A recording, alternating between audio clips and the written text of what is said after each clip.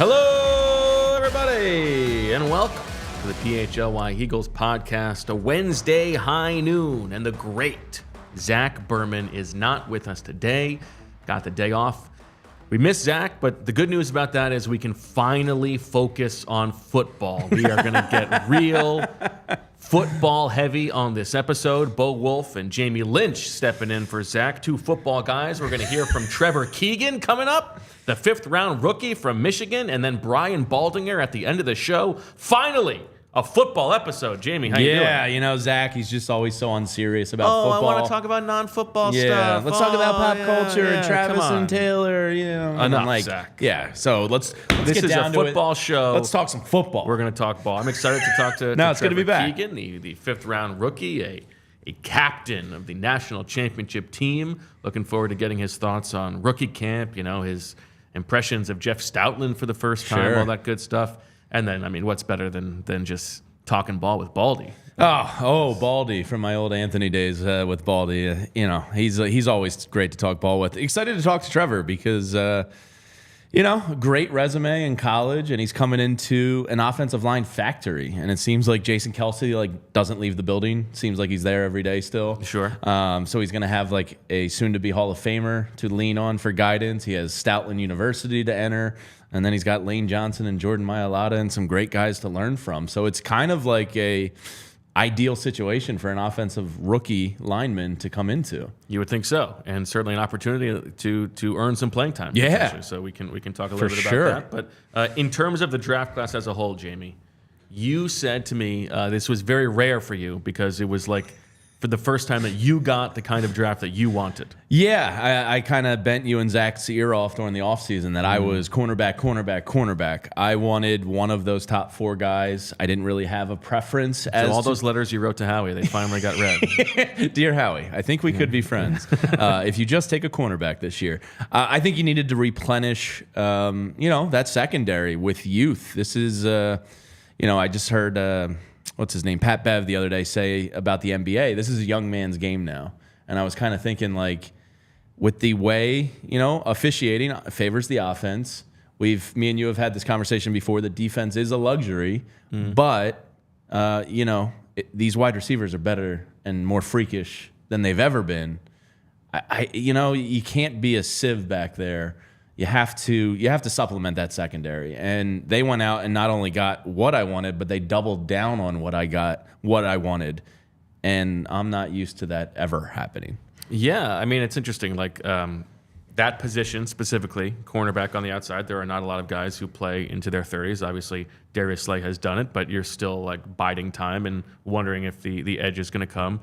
I don't expect James Bradbury to be on the team this year. I wouldn't think so. And so you obviously needed some help there. Now, I don't necessarily know that the Eagles went into that draft thinking we have to go back-to-back. No, probably not. At That would be crazy. Right? Like, I think that there were scenarios where they would have been very happy to take an offensive lineman and then maybe take a corner on day two. But certainly the board fell in their favor, and Howie has talked about it, and I believe this, that like they never envisioned a scenario in which Quinyon Mitchell was just sitting there at 22, that they didn't have to move up for him. But certainly they deserve credit for that, and by being patient, they were then able to move up and get Cooper DeJean. Yeah, I just saw in Rich's morning newsletter that he shared a snippet from the Eagles about Cooper showing up to the facility and Big Dom saying to him, I told you you'd be back. It's in Zach's story on allPHLY.com. So, clearly he was a guy that was very high on their list, and they're sitting there day two going, you know, and the footage the Eagles released behind the scenes is just tremendous stuff. They went and got their guy, and they doubled down on a position I thought they needed. So this is, like, foreign to me. So it kind of got me thinking, like, wait a second, Bo. They went out and invested heavily in a running back this year. And then they went out and doubled down on the position that I wanted to attack in the draft. This is like Bizarro world. So I was kind of thinking like, the NFL is full of trends, and it goes up and down and in and out, and you always want to copycat league. Copycat league, all that stuff, and you always want to be ahead of the curve. Are the Eagles predicting a new curve here?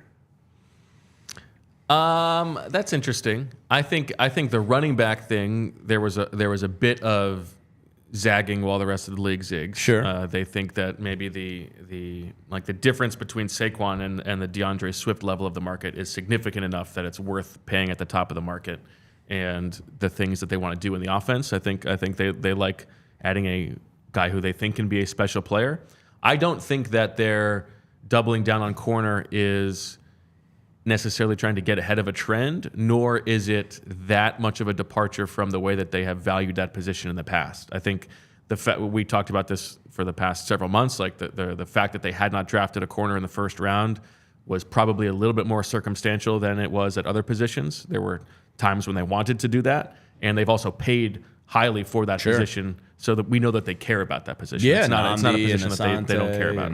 It's not like they drafted a linebacker in the first round. Sure, but they got torched last year, and 2 years ago they had an exceptional secondary with Bradbury and Slay and everybody. And last year, they kind of got exposed. So I think one of the good things about Howie and this front office and ownership group is that they admit their mistakes and they go fix them rather quickly. So I was like, wow, they must have really thought that the secondary play last year was the main reason for this, on top of the coordinators, by judging by their moves that they made. So it's interesting to see because they have a lot of talent there. And then you throw Isaiah Rodgers in the mix. You have Slay for at least another year. Bradbury will be gone. And then you bring back Avante and you bring in CJ GJ. And it's like they've really ramped up. Maybe they're making up for it, a lack of edge rush with secondary play. Maybe that could be that's part of it. Yeah. Another way to look at it, because that might be their true Achilles heel right now is edge pressure. Josh Sweat has to step up. Nolan Smith, we don't really know. I don't feel confident saying it. Brandon Graham's here for culture and leadership and tutelage and all that. And then, it's like... There are a lot of questions there. Zach and I talked about this yesterday. It's like, is Bryce Huff good enough to be a 1A? Sure. He hasn't done that yet. Is Josh Sweat going to be more like he was at the beginning of last year or more like he was at the end of last year when he was completely silent? Is Nolan Smith going to be anything? Is he going to be a real contributor on the edge there? Can Brandon Graham give you anything? Jalex Hunt, it's probably too soon to expect much from him as a rookie. So I think you're probably right that if you're not expecting quite as much, you need a better secondary. Yeah. I also think that Jalen Carter is a big part of that mix. Like if they think that he's going to be dominant, then the edge doesn't have to be so much doesn't have to be on their shoulders. Yeah, I mean, the edge rushers and secondary are usually a marriage, and one helps out the other. And you never, know which one you're going to get. But I would judge by the Eagles' moves here that they're thinking, all right, our secondary probably needs to cover for that extra half second a little bit better if we can't count on Josh Sweat being an 11 or 12 sack guy. Bryce Huff played 48% of the snaps or something like that for the Jets.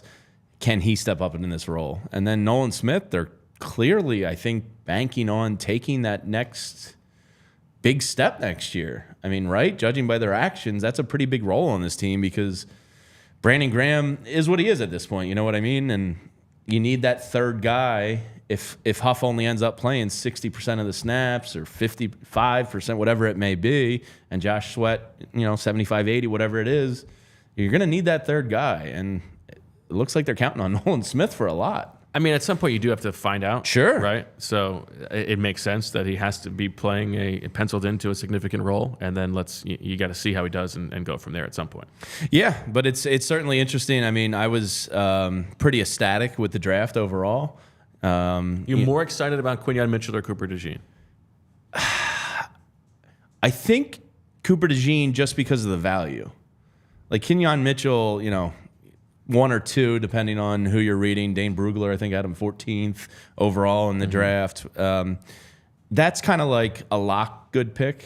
DeJean is almost more intriguing because you got him in the second round. So the value increases on another guy that was a top 20 or 25 talent in this draft, depending on who you read. So I think I'm oddly a little. I'm counting more on Mitchell as a sure thing. DeJean, I'm more intrigued by because of the value. I also think there's more mystery about how they're going to use DeJean. Sure. That makes it a little bit more intriguing. Like Quinion Mitchell probably is going to line up opposite Darius Slay from week 1. That might not definitely be the case. Zach was saying yesterday he thinks Keely Ringo might push for that job early in the season. It's theoretically possible that James Bradbury is still around, but my expectation is Quinion Mitchell is starting on the outside from week 1. That would be my guess. Cooper as well. DeJean, I don't know. Is he going to just be the nickel? Is he going to be sort of a specialty package player early on for Vic Fangio, and he's using him in different ways? Like I tuned into your guys' draft show right after the DeJean pick from home. The girls were all running around me. I'm at the kitchen counter. One of those 18 hours. Yeah, that we were live. I was like, nah, I'm locking it. And I was commenting. I took Zach's side on one thing. The conversation about the positionless player. I thought it was an interesting conversation you guys had. I don't remember if Rich wasn't at the time because Zach leaned on Rich because he made an NBA analogy. Oh yeah, he's talking about Spoelstra. Yeah. But I had the same thought as Zach that DeJean hypothetically. Yeah, it's always hypothetical. Sure. There's this positionless nonsense, but is always hypothetical. Isn't there It's world never actual where he's part safety, part linebacker, part slot? Well, sure, but if he's athletically freaky as everybody says, and then I saw his high school basketball. But he's tapes. still playing a position. Sure. He can do different things from that position. But the idea of a total football in the NFL where there's 11 guys or it's the secondary and there's 7 guys who can all be anywhere at once. That's just not practical. And, Vic Fangio, for instance, has been coaching his defense for at least 20 years, right? He's not reinventing his defense. No, he's not. Because Cooper DeJean can play multiple positions. But now he has there's it's a little bit like the way that Jalen Ramsey was used in the Rams defense for a little bit. Yeah. You can line him up in different places and do different things with him, but it's still he's still taking up a specific spot on the field. Now, if you have Cooper DeJean and C.J. Gardner-Johnson, both creeping towards the line, and you don't know which one's coming, that's cool.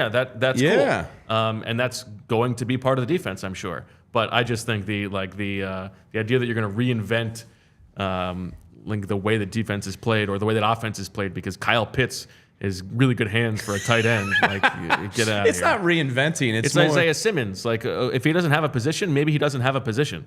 True. And I think his position is cornerback. I just wonder if they, with more and more 12 personnel than we've ever seen in the league and tight ends being, a bigger part of offensive game plan and strategy, I wonder if there is an amoeba-like feeling to Cooper DeJean. I wonder if that, really made them go they were going to get him regardless if they had him high. But I wonder if they're envisioning this just kind of amoeba player that can be all over. But I do think it's fair to say, given how over the moon the Eagles were about him, and Howie and Jeffrey both talking about we couldn't sleep last night because we wanted to make sure we went to get you. That part of the reason for that is because Vic Fangio has a specific plan for him in mind. Yeah, I'm excited to talk to Baldi. I'm sure you guys have talked to Baldi at length, but he said prior to the draft, this is a kid Vic Fangio would want in his system. So it's really exciting. So to answer your question in a long-winded way, I think I'm oddly excited more for him. Okay. Just because it's a second-round pick, it's great value, and I think Kenyon's going to lock down a side. That's going to be fine. I know what that is. I don't know what Cooper DeJean is going to be. It's a black box at the moment. Yeah, it's kind of exciting. Well, you might be more excited for the second-round pick. I'm most excited for one of the fifth-round picks. Oh, yeah. Jamie, and that's our friend. Bring him on, Trevor Keegan, the Michigan man, the captain of the national championship team. Trevor, how you doing? I'm doing good. How are you? We're doing very well. Thank you for joining us. How was rookie camp? How was your first time putting on the jersey and being out there as an Eagle? It was awesome. It was just a breath of fresh air walking in the building. Everybody's so nice and welcoming, and you could tell they have a really good culture, and I feel like I fit that. And yeah, it was really fun. Just seeing the guys up there working. Everybody's working their tail off, and, trying to be better and trying to take as much information as we could and take it and run with it. How did that compare to when you first got to Michigan from high school?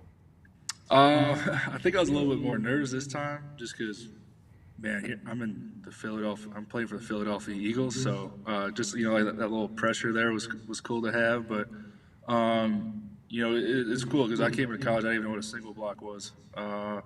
So it's a little bit easier for me now to learn a playbook. So it was awesome, and I'm just excited to get back out there on Sunday. Yeah, Trevor, I'm curious, like, once you walk in the doors there at the NovaCare complex, how long does it take for a guy like Jeff Stoutland to get his big bear paws on you and bring you in and start talking X's and O's? Pretty quick. I was doing a bunch of stuff like medical and, meeting with the equipment guys, just trying to get, all comfortable and set in the facility. And then I was eating lunch and Coach Stoutland came and sat next to me, started talking ball already. So, from the moment you walk in, it's a business, and I'm super excited to work with Coach Stout and TJ and as well the rest of the guys in the room. Now, we know that you were someone who was like very much on the Eagles' radar, not just obviously because they drafted you, but they released the footage. You were one of their Red Star players, meaning you're like one of the guys who's up on the board as someone who they think like is a Philadelphia Eagle in everything that they do. So Stoutland obviously has like a very good beat on you. When he sits down and talks to you, is he already on to you about like, these are the things that we need to work on, these are the things that we're going to get better at? What are those conversations like?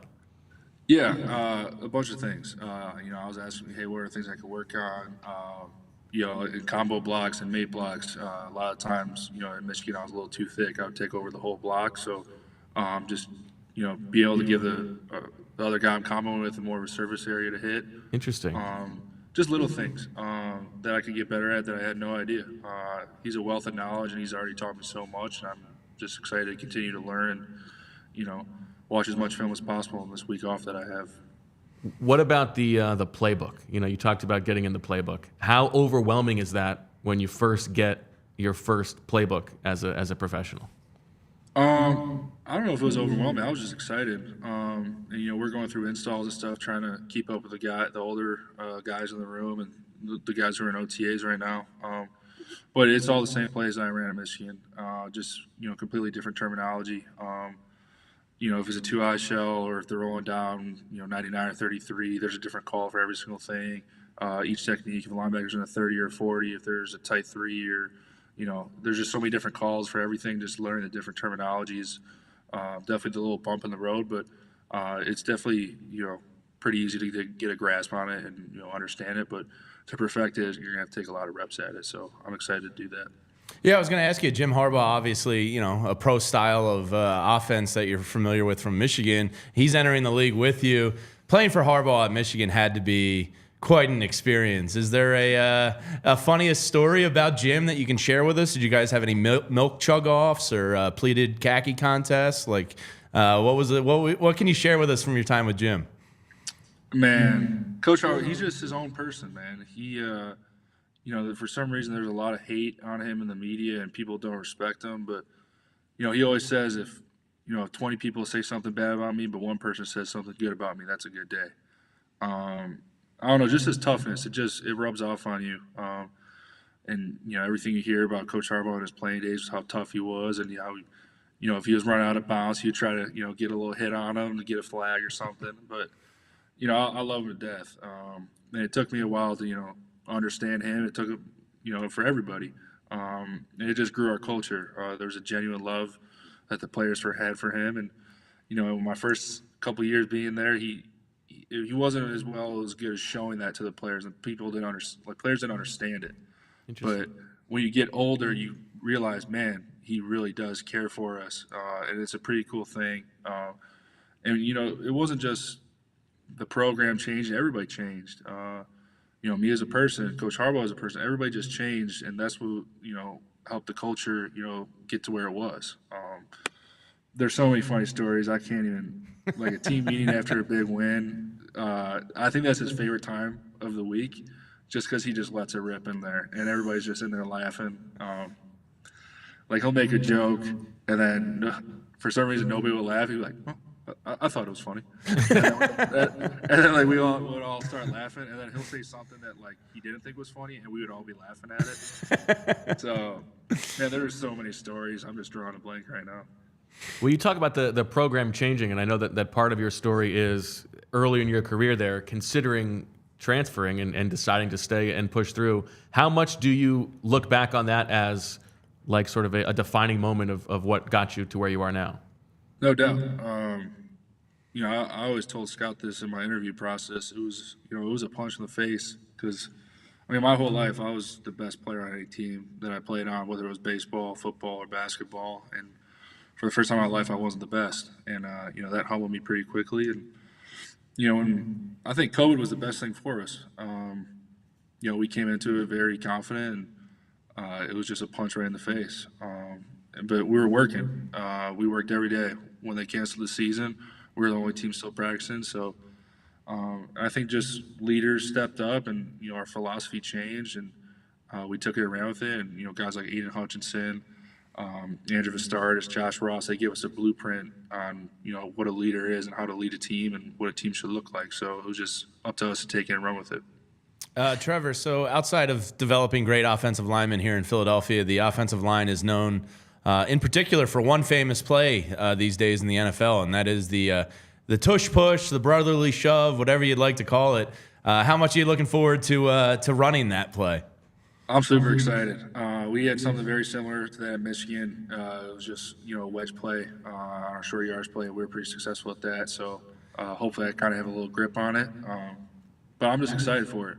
If you're able to trust your O-line and 4-down territory if you're on the 50-yard line or you're just on the plus side of the field, and have faith in the O-line, have faith in the running back, he's going to hit the hole. The quarterback, he's going to wiggle his way through. It just shows your confidence in the team and confidence in your players to do their job and get it done. And I'm just really excited. I'm excited to do it the first time in practice or in a preseason game. Yeah, I don't know how much you're going to be doing it full speed in practice, but we'll hopefully get to it in a game.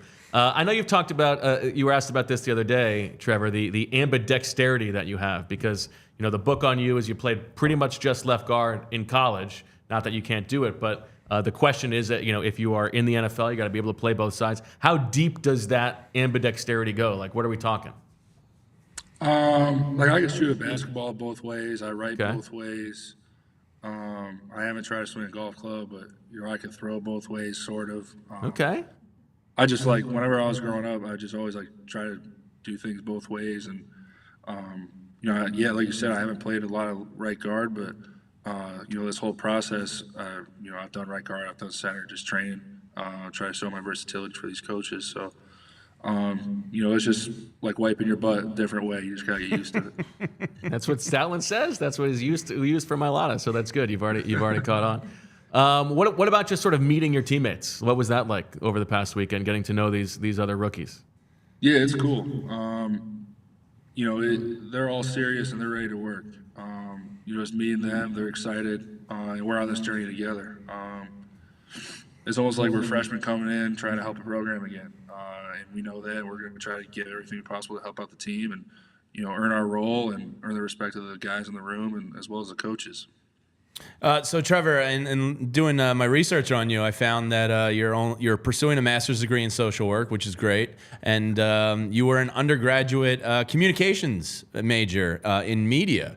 So I did want to extend an olive branch to you here on behalf of PHLY that if you find yourself with some downtime this summer and you've already mastered the playbook and all that, if you'd like to intern with us here at PHLY Eagles Podcast, consider the invitation extended. All right, I appreciate it. Yeah, it's gonna be hard work. About doing something in sports broadcasting, so. Yeah, we can give you your start hopefully. So consider us. Yeah, let's project out like 18 years down the line. You've achieved your Hall of Fame career. You're ready to hang it up. What's the goal after that?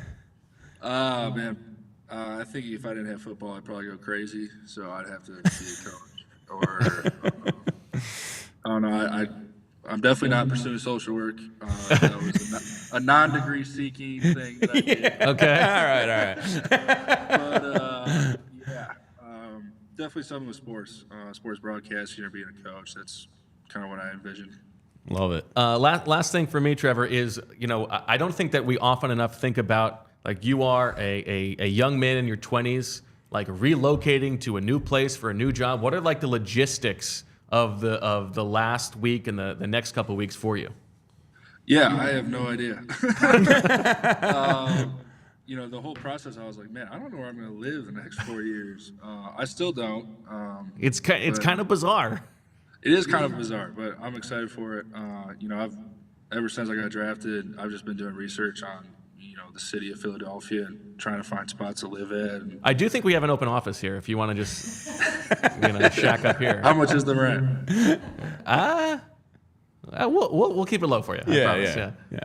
I'll do the internship for a month. There you go. Okay. And we will pay you in Miller Lite and Olipop. Yeah. I'm in. All right. So, Trevor, this is my last one for you. We all saw you chug the beer at the championship parade. We'd love to see you chugging a beer on Broad Street one day. How many people have told you during this process and winding up in Philadelphia that you are a Philadelphia guy? Is that what you hear just nonstop? Yeah, everybody keeps telling me that. The funny thing is like that was my only beer of the day. Everybody thought I was hammered, but I flew from Florida and I was flying down to Florida the day after that. So like somebody just threw me a beer and I was like, all right, might as well. Plus, it was like 20 degrees. You had your shirt off. You had to warm up somehow. Oh yeah, it was cold. It was cold. I had to put the shirt on after because then the dang frat dudes were throwing natural lights at us. Got hit in the head, cracked my head open. Did you? I did. So, but It's like you got to keep your head on a swivel. You don't know where the blitz is coming from. Well, I was trying to catch one. And I turned around and I got doinked right. They sent a stunt. Yeah. Like, did that just happen? My face was leaking of blood, so it was pretty cool. And then what is the story with the Deshaun Jackson jersey? And did you have 32 jerseys ready to go? No. I was just a big kid who loved jerseys growing up. If there was a guy who was balling out in the league, I was like, gotta get that for my birthday or Christmas. And when I got drafted, I'm like, damn, I don't have anything green because we weren't allowed to wear green or red in our facility. Oh. Wait, I might have this in the archives right here. So I went all the way in the back of my closet and I pulled it out. That's fantastic. Well, Trevor, thank you so much for taking the time. We look forward to getting to know you better, and hopefully this was a good introduction to the Eagles fans. Absolutely, no doubt. Thank you for having me. Thank you, Trevor. Thanks so much. Great stuff. I think we can agree that the future is bright for Trevor Keegan, Jamie, just like the future can be bright for you with Shady Rays. That's why you got to wear those sunglasses. Get Trevor Keegan some shades. Get ready for the season ahead with quality shades built to last. Our friends at Shady Rays have you covered with premium polarized shades that won't break the bank. Shady Rays is an independent sunglasses company offering a world-class product rated 5 stars by over 300,000 people. Their shades have durable frames and crystal clear optics, making them the perfect choice for all outdoor adventures. They have hundreds of options to choose from, so you're bound to find the perfect pair to match your style. I had a nice pair of Shady Rays gifted to my wife a couple months ago. She's still rocking them, loves them. So good. Shady Rays will hook you up. Exclusively for our listeners, Shady Rays is giving out their best deal of the season. Head to shadyrays.com and use code PHLY for 35% off polarized sunglasses. Try for yourself the shades rated 5 stars by over 300,000 people. And let me tell you, it's springtime, so that means the housing market is heating up. I know firsthand because I referred my sister over to the lovely people at Mortgage CS. Nice. Because I met Alec and Ben. Referral bonus for that or something? As soon as you meet these guys, and Ben's phone number is right there, you're going to know you got the right guys in your corner because they're workaholics and they want to help educate and empower you. And springtime means, yes, the rates are higher. We all know that. But guess what? House prices are still going up. So if you're considering getting in a new house in the near future, do it now. And then Ben and Alec at Mortgage CS, they're going to help you maybe refinance down the line again when rates drop. But guess what? The house prices probably aren't going to go much lower. So if you're delaying it because of the rates, talk to Alec and Ben. They're going to teach you about the process. Mortgage CS is a white glove concierge service, and their goal is to educate and empower you. I've been through the mortgage process twice, and boy, oh boy, did I feel like an idiot. And credit reports and bank statements and this and that. They're going to make sure you're on top of everything so that you can go out there and obtain the best rate. Values are expected to keep going up on these houses, so don't put it off just because rates have increased. You can take care of that with Alec and Ben down the line. They will help you through all of this. So text Ben anytime, day or night, even if you want to talk about Trevor Keegan there. The CEO we'll get back to you. This guy is a workaholic. 267-391-7425. There's a reason people win more with Mortgage CS. So call or text Ben at 267-391-7425 and see for yourself. You can also go to mortgagecs.com/PHLY to check them out or view their 350-plus perfect 5-star reviews by searching Mortgage CS right now. Stock up on Trevor Keegan. He's got great. Fantastic. He's got a job that he can go out and win. Like, there's a scenario he's a week 1 starter. It's not insane. No. Yeah. That's a great spot for him to land. If you were spreading turkeys, it's probably like 70 on Tyler Steen. Yeah. Maybe 15 on Matt Hennessy, 10 on Mekhi Becton, and 5 on Trevor Keegan, something like that. Okay. It's a spot. That's a chance. And for week 1, I'm saying. Yeah, I think, and sure. It's also like he can play his way into it if he looks great right away. Great question by you with the ambidexterity. That's a tricky one. It is a tough That's a one. mouthful. He can throw left-handed. I'm in. I mean, if you can I show should him have asked him what position he played in baseball, or like was he switch Yeah, hitting? But the fact that he can throw a football and shoot a basketball with the opposite hand leads very well to him being a swing guard. yeah, and he as he said, he played it a little bit in the pre-draft process, like down at the Senior Bowl. I'm sure it's the kind of thing that takes a little bit of time, but Sure. I wouldn't put it past him. He's got one of the best teachers in the game here. Jason Kelsey's not going anywhere. That's I feel like gonna be like an living extra here. coach. It's gonna be He's gonna be great. right down the hall in Yeah. our office. Fantastic. We can give him a Poor free Stark rent. is going to get moved out again. Poor Stark. Yeah. But yeah, he seems like a great kid. I'm Good in. natural light in that office, There though. is, So yeah. it'll wake Trevor up in time. Nice 2 windows. Get a good Yeah. breeze in there. We got plenty of TVs. We got arcades, Xboxes. I mean, it's basically a bro house over here. Yeah. So he's right at home. There's Ping pong ice cold table? Miller Lite in the fridge. Delicious Ollie orange Pop? squeeze, Ollie Pops. We got it all, Yeah. man. Vince has got a cup of soups. We could put him on the Union show. Yeah, And absolutely. we play baseball. I could talk some fills with you. Yeah, let's get him out there throwing a first pitch. I'd like to see this lefty righty. Yeah, maybe he does them both at the same time. Yeah, like that. Yeah. Get Fanatic and Mrs. Fanatic out there to There you catch go. him. John Brazier. There's a free first pitch for you. There you go. All right. Super chat from Mbudabuf. MBDBDBDBF. First time, long time, since everybody is not true. Maybe the first time with a super chat. Well, that's not true either, I don't think. Yeah, Anyway, no. Why since you always everybody is lying, MBD? running cover 3 and these offenses are all underneath, why does Howie continue to devalue linebacker and safety? Because he's got Cooper DeJean, obviously. Yeah, I don't disagree with and I think there's a difference between safety and corner. You're also Sure. talking about like what the market is saying. Like at safety, I think safety is an important position, but there were a lot of really good safeties on the market this year, and teams didn't pay them a lot. So you're not just like stack ranking the order of importance on your defense. You're figuring out where the efficiencies are in the market. At linebacker, I think part of the problem is there are only so many actual difference-making linebackers in the league, and so it'd be great to have Fred Warner and pay him a lot of money, but the 7th best linebacker in the league is not that different than the 25th best linebacker in the league. And those guys can often be found late in the draft. Now, the Eagles have taken a lot of shots, and some of them have not worked. Last year, they released the best player in their team in the middle of the season.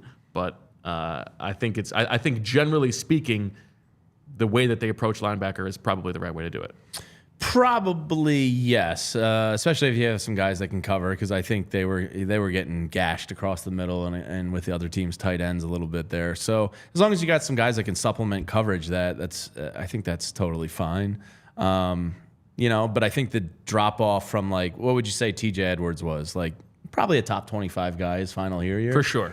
top 20 guy. Yeah, I think so. I think they kind of planned on somebody at least getting close to that 25 mark, and then they realized oh wait, we probably don't have somebody that's close to that 40 mark. Right. So I think they've also just missed on evaluations. Sure. They drafted Davion Taylor in the 3rd round, and he didn't. Which I turn was out to be high on. anything. I was high on at one point when he came in. What was it, 3 years ago? And he had 2 forced fumbles in his 2 games stint. I was like, oh man, this kid's showing me something. That's right. I think the country city fumble that Darius Slay returned for a touchdown. I think that was.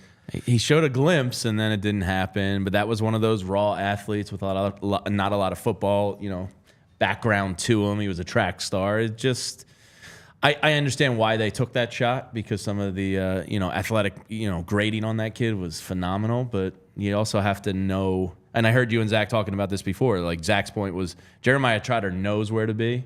He might not be the fleetest of foot, but he knows the spot he's supposed to be in. Whereas like somebody like Davion Taylor is going to blow him away athletically. And at that position, that's what I would rather have. I'd rather have the instinct, because that half second of deciding where to go or where to be is probably the difference in the NFL. How pumped are you for Trotter?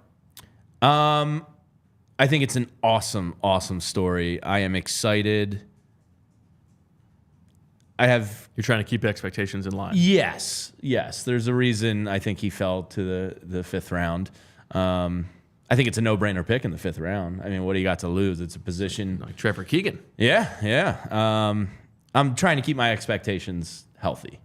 I've heard the nickname the Hatchet. I didn't come up with it. A friend did, so I like that. I like seeing a Trotter jersey again in Eagles green. Okay. But I'm trying Keeping 54. That is very cool. Trying to keep my expectations in check here. Okay. Which I think is... It's like 30 years down the line when the new host of the PHLY Phillies pod is one of your daughters. Yeah. Yeah, exactly. It's cool, though. It's also... All right, so I had this thought. It's the negative side of this. Because of the PR publicity angle of the pick, what if he gets to camp and can't play? They're not going to cut him. Well, they're so shallow at linebacker that they need him on special teams anyway. I mean, but he's a lock to make the team as a fifth rounder. Well, yeah, but I think that's part of like they're just so thin at linebacker. Yeah, but even if they weren't that thin and he was a fringe bubble player, he's going to make the team. Probably, but because you can't. But you could say the same. Like Trevor Keegan's probably going to make the team. Probably, but it's Stoutland, it's just like. There is that PR, like, it's not all rainbows and ice cream, Yeah. Like, if the kid can't play, they're not going to cut him. I also think, like, they and I think he can It all play. played out well. Like, they didn't draft him in the third round, They, like, the league sort of spoke to what his value was. Sure. Then they went up to get him. They are not putting those kinds of expectations on him. But I do believe that there's a real chance that he ends up being, a starting player for them by the second half of the season. Really? I mean, you want the kid with between the ears. I follow Jeremiah on Instagram, and I've seen this kid working out like a NFL player since he was in like 7th, 8th grade. Like, this kid has a work ethic, and he's got the smarts, all of it. He's like perfect. We'll see. But I'm trying to keep my expectations in check is all. Now, there was one thing that Trevor Keegan said that I wrote down just to bookmark, because I know that like he was a Red Star player for the Eagles. This is a guy who fit everything that they were looking for. But he said something that I think is the first time I've heard him say something that the Eagles may not agree with. And I think that Zach, I'm afraid it's too bad he's not here to catch this, but Trevor said, COVID was the best thing for us. And the Eagles have blamed their 2020 season on COVID. So this is So you think he's got to drop that one? They're going to have to come to an agreement on that, whether they think COVID was good or bad. COVID brought us Tyrese Maxey, so that was good. There you go. As a city, I think they should probably sit down and have that COVID discussion and get on the same page. There you go. Company line. All right, before we get to Baldi, let's talk about our friends at ButcherBox. So I got the email today that my ButcherBox is on the way. Oh, jealous. I'm very excited. Zach already has his. And this is the thing, like, you know what? I got that email, and then I got to go to figure out, what am I making for dinner tonight? And I got to, see what, I know what we have in the fridge. I know what stuff we have, but then I got to, okay, I'm going to get home by this time. I got to make this. What's the actual meal that I'm going to make? What's Zach's favorite cut of beef? Have you asked him? Do you know how deep does your beef knowledge with Zach go here? He just says that he likes steak. He just likes all steak. Yeah, he likes steak. Okay. He likes steak on the grill, and Emily won't let him use Montreal seasoning. That is great. Right? That's what he said, right? So what does he do? Just salt and pepper? Basically. Okay. That's fine. You don't need It's much fine. to You have don't a need great too much. steak. Yeah, it depends on. But Montreal's nice every once in a while. If it's as high quality Yeah, of course. as the Butcher Box meat, then you don't need too much. And that's what you're getting with Butcher Box is that high quality, 100% grass-fed beef, free-range organic chicken, pork raised, crate-free, and wild-caught seafood. It's all humanely raised, no antibiotics or added hormones. They've got a variety of high-quality cuts at an amazing value, exclusive member deals, recipe inspiration, guides, tips, and hacks, and all that good stuff. Butcher Box is offering our listeners an amazing offer where new users get free meat plus $20 off your first box. Join today using our link butcherbox.com/PHLY and use code PHLY to receive this exclusive offer today before time runs out.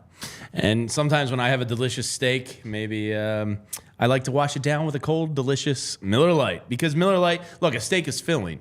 You don't want to double down on the bloating and the post meal uncomfortableness. You need a nice, cold, refreshing, light beer that can help you enjoy those steaks. And whether it's a good meal you're with, whether you're going to a Birds game this fall and you're already hoping for a road trip that you're going to pick out, Miller Lite's going to be there for you. Home, away, in the air, Miller Lite is sold pretty much everywhere that sells beer. And it's the original light beer since 1975. And think about how much the NFL has changed since 1975. They're not even the same sports anymore. But guess what? The same delicious taste of Miller Lite has remained the same over time because it's kind of perfect. It's less filling. It tastes like a beer should taste. What else can you ask for? The original light beer, a light beer that tastes like beer should. Less filling and only 96 calories. The original light beer since 1975. And you don't have to choose what's best. Miller Lite has great taste and is less filling for those Butcher Box steaks. It's just perfect match. Tastes like Miller time. To get Miller Lite delivered directly to your door, you can visit MillerLite.com/PHLYBirds, or you can find it pretty much anywhere that sells beer. Celebrate responsibly. Miller Brewing Company, Milwaukee, Wisconsin. 96 calories per 12 ounces. Fewer calories and carbs than a premium regular beer. All right. It's beach season, Bo. We got to tighten it up. 96 calorie beers are the way. Listen, 10 Miller Lights a day will get you ready for the beach. Sure will. Yeah. Waiting to hear from Baldi in a few minutes. Oh, so Baldi. Looking forward to that. What else is on your mind, Eagles-wise? Really excited for this upcoming season. Last season ended in a less than spectacular fashion. I'm really excited. The fact that A.J. Brown and Devontae Smith are locked up, the fact that this offense has more weapons than I can ever recall having on one offense in my life is really spectacular. I'm curious about the Kelce replacement plan, but I think, in the Eagles I trust. We'll talk to Baldi about it, but there's no reason not to trust that they'll get this right. Offensively, they're loaded. Defensively, I think they addressed the Achilles heel of the team last year, which was coverage. A little hesitant about how the edge rushers are going to do, but again, Bryce Huff and Nolan Smith, time to step up here. You got a great opportunity. So overall, just it's May, but the excitement for next year is definitely there. That was a very professional filibustering. Nice job getting us from there to here, wherein now we get to talk. To You like Brian the way I threw Baldinger the little himself. tease That was in there as well? fantastic. I've done this Great before. stuff. Baldi, how we doing? Roland Bo, what's going on, guys? What's How up, are you, man? Baldi? We're doing good. We just had a chance to talk to Trevor Keegan, the fifth-round rookie from Michigan. Great insight from him. I wonder if you have any thoughts on him after having a chance to watch him. Well, when Trevor came to Michigan, it was kind of old school. Harbaugh just redshirted the class. He's one of those kids that just came in, 18 years old, out of school in Illinois. He sits there and you go in the weight room and you get your classes done and you redshirt, and you go up against a pretty good team, and so he came the old way, 5 years. They had the pandemic year, but they played some games. But he was a 3-year starter there on maybe the best offensive line in football. Had so many guys drafted out of Michigan over the last 3 years. Really well coached. He's got a big frame. At one point in his college career, he weighed 345, 350. He went and lost 30 pounds for better movement and explosion, all that kind of stuff. So he's kind of done it the old school way. I think he got drafted. I thought he'd get drafted somewhere in the 4th or 5th round. But those kind of guys that are played a lot of college football in a run-based scheme where their run blocking is good, he's got good natural power. Like those kind of guys end up becoming starters in the NFL. And that's what I expect Trevor to become. So, Baldi, one of the things we learned in the interview, thanks to Bo's question, was how ambidextrous Trevor actually is. He says he can throw a football right and left. He can shoot a basketball right and left. Can you talk about how much of a head start that is for somebody that could, be fighting for a swing guard position in the NFL? Well, I think, look, there's a lot of guys who can become swing guard, swing tackle, play multiple positions and not be ambidextrous. Sure. That's but there's a natural help there, isn't there? It's on the field when you're challenging people to left-handed, ball tosses and stuff like that. But regardless, like I expect him to be able to flip sides. If he becomes the swing interior offensive lineman this year, where, in some days in the NFL now you're dressing 7 guys, if he becomes that guy, I expect him to be able to get in a right-handed stance or left-handed stance. Yeah, it's just something that you have to learn how to do. And so now's a good time of the year. You're out there on the field. You can work on some of this stuff. He was the left guard at Michigan. But I expect him to be able to do both and, and learn another position. He's got the length. I'm not sure he can play tackle. He's got good size, but his arms aren't real long. He looks like a guy that should play inside, guard or center. And I kind of expect that's what he's going to become, at least initially right now. We don't have to make this all offensive line, but I do want to keep talking about the offensive line. Yeah, Baldi's got no problem there. One of my favorite picks that the Eagles made over the course of draft weekend was my guy Dylan McMahon from NC State. I love the profile, the undersized center with this great short shuttle time, this extensive history of starting along all 3 interior offensive line positions. What do you think of Dylan McMahon? Well, he's just that. He's undersized. So, people naturally want to say, okay, can this be our next Jason Kelsey? Well, he can't run like Jason could and still can. But that's okay. That's all right. I mean, there's a place for undersized guys. The Eagles just signed one, out of Temple, in free agency. There's a place for these guys that know how to play with leverage, that have good first step quickness. He's going to get a chance to win the backup center position here, right behind Cam Jurgens. He's going to get that opportunity. But even if he doesn't, the way the rules have changed since the pandemic, where you can keep 14 or 15 guys on the practice squad, it's almost like if you're on the 90-man squad right now, it's almost impossible to get cut. Like you got to be really bad to get cut right now, because you're going to try and keep Lane Johnson healthy during the week. He's not going to do a lot of that stuff during the week. So you're going to keep probably 10 or 11 offensive linemen right now, probably dress 8 or 9, every weekend.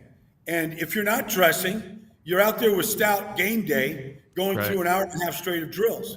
So it's a great place for Dylan to come and learn, and knowing the history of what the Eagles had, with Kelsey retiring and, and what he became coming out of Cincinnati 13 years ago. So, Baldi, one of the guys we were talking about earlier in the show is Cooper DeJean, and the athletic ability. Vic Fangio very, very well. The idea we were talking about is kind of, I don't want to say positionless because there's always a position, but is there a scenario where you see this kid kind of as like an amoeba all over the middle of the field, playing a little bit of safety, a little bit of like coverage linebacker, a little bit of slot, a little bit of corner? How do you kind of envision him slotting into this defense? Well, I think that's Chauncey Gardner-Johnson's role right now. He's really good at it. I don't think it benefits Cooper DeJean to do that. Like, it might evolve into that, bro. Okay. But honestly, it's good if you just line up at, say, right corner right now and play right corner. That's where Bradbury's been. That's a weakness, a real weakness right now. Like, I don't know exactly how they're going to align these guys up when they get to minicamp and throughout the offseason right now. I guess we'll find out pretty soon. But I think it benefits them to learn corner. I don't think you can just say, okay, he's going to be this magical chess piece, and sure, we'll put him there, because then you don't really master anything. I think it's important to learn a position, and if it evolves from there, that's good. And we think that he has that type of versatility, but that's kind of how he played at Iowa, but that was within the framework of the defense. Sure. I think to start with, get out there, do a bunch of one-on-ones against this receiving core of the Eagles, work on your man-to-man skills, work on your off-man coverage, work on your techniques, work on getting your hands on guys. Like, I just think right now, learn NFL fundamental techniques at cornerback and then go from there. And that is sort of how Jeff Stoutland has done things with guys in the past, right? Master this one position, and then we'll move on to working you around different spots on the line.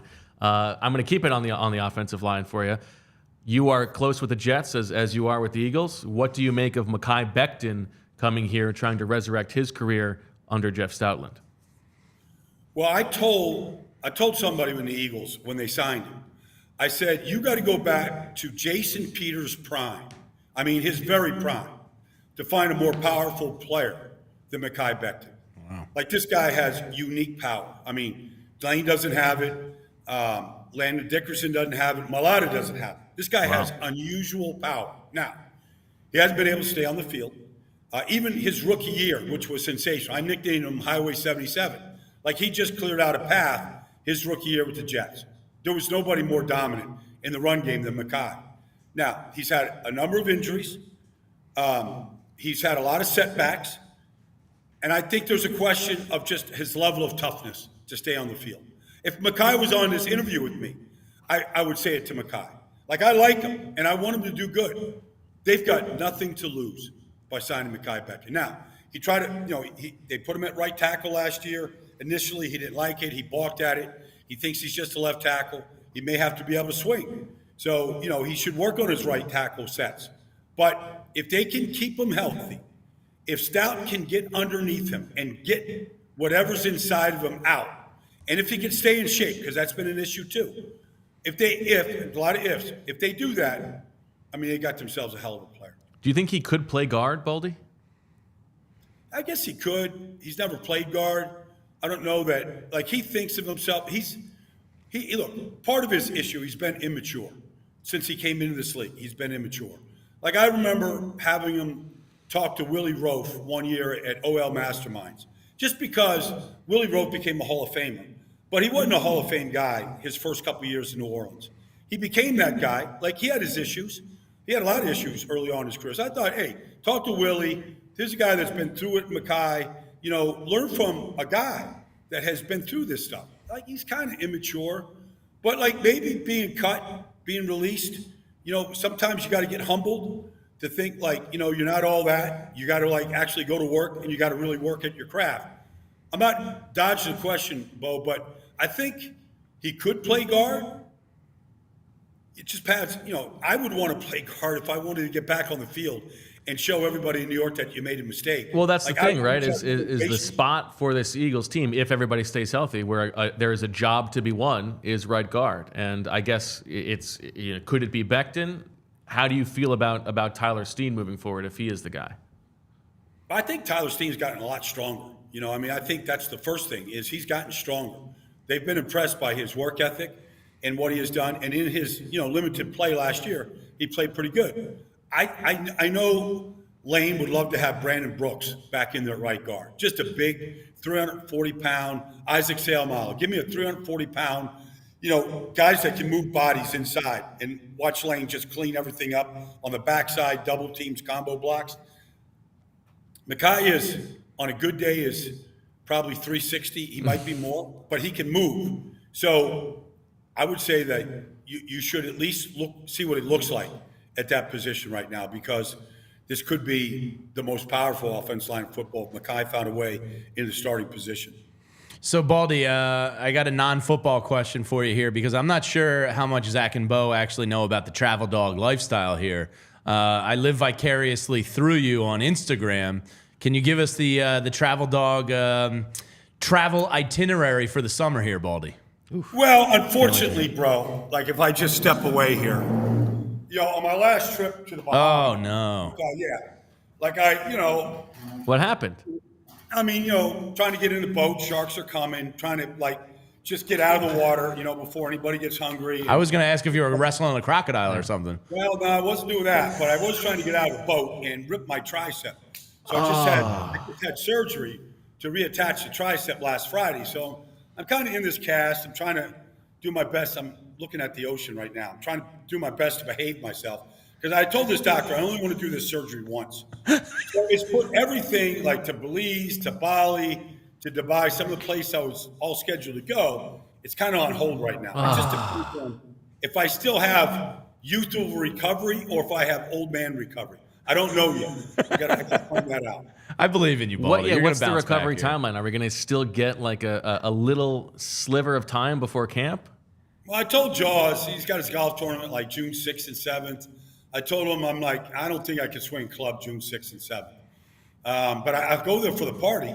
Oh, I'll go there yeah. and slam drinks with everybody.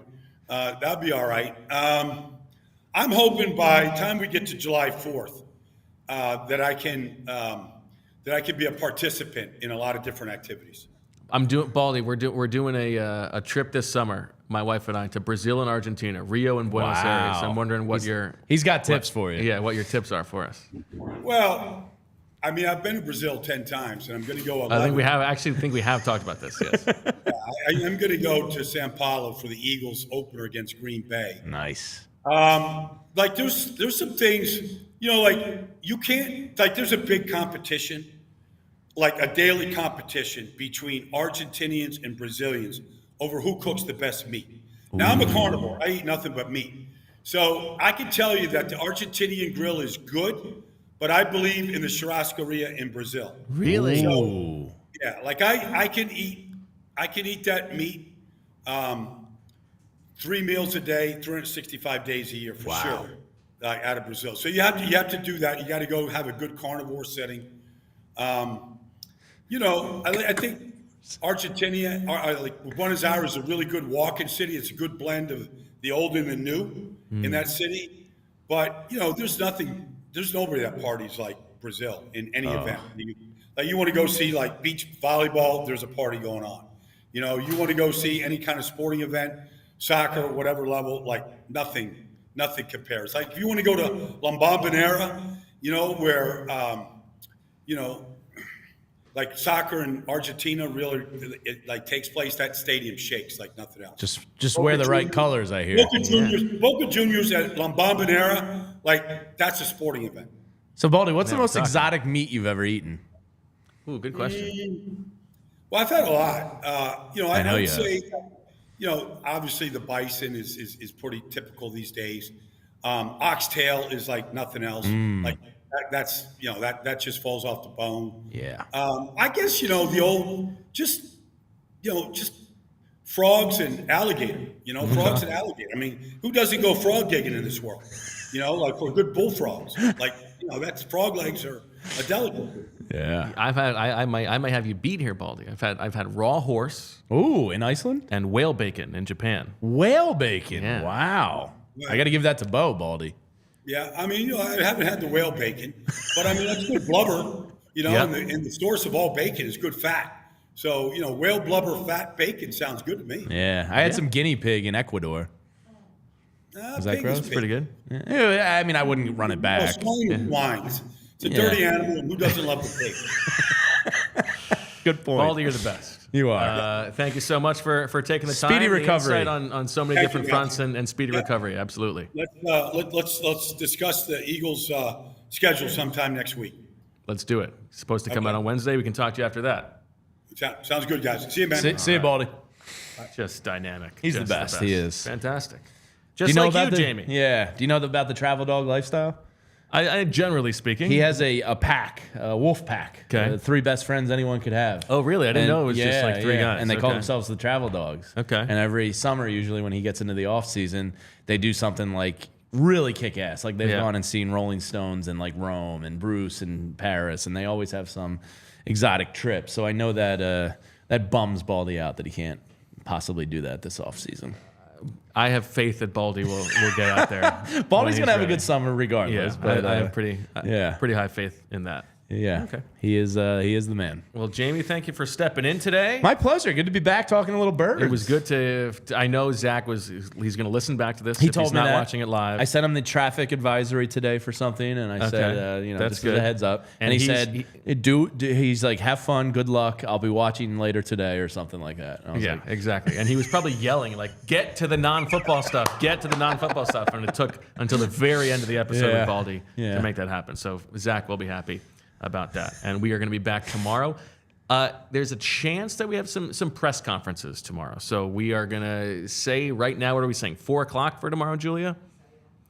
So right now, scheduled for a 4 o'clock show, and then a 1:30 show on Friday. We have a special pair of guests to tease for Friday's episode. Wow. And I'm not gonna go into specifics, but I am gonna say one of the players who Baldi mentioned in that interview is potentially coming in on Friday. So there you go. All right. I guess I'm going to go down the hall and start cleaning up Trevor's apartment. Yep. I'll get that ready for him. And then you got this Phil's game to watch. Yeah, Phil's today. So we'll be doing post game on the Phillies. We usually go live in the top of the 9th, roll it right into post game. Oh, that's smart. The Phillies are a wagon, Bo. It's really, really cool. They're the best team in baseball. They're loaded. It's a lot of fun. It's a good time to be a Phillies fan. It is indeed. Jamie and Renee and Tyler have you set up for the PHLY Phillies podcast all summer long. Yeah. What a summer it's going to be. That'll do it for this episode of the PHLY Eagles podcast. Thank you to Trevor Keegan and Brian Baldinger, to Zach Berman for finally resting for a day. The indefatigable Mr. Berman. We'll look forward to seeing him tomorrow. And thank you to Julia for setting it all up. We will talk to you tomorrow, most likely at 4 o'clock. Stay tuned to our Twitter feeds to find out if that changes. And until then, we thank you for listening. Thank you for watching. Make sure you subscribe, all that good stuff. And as always, we love you. We all silly like the mayor.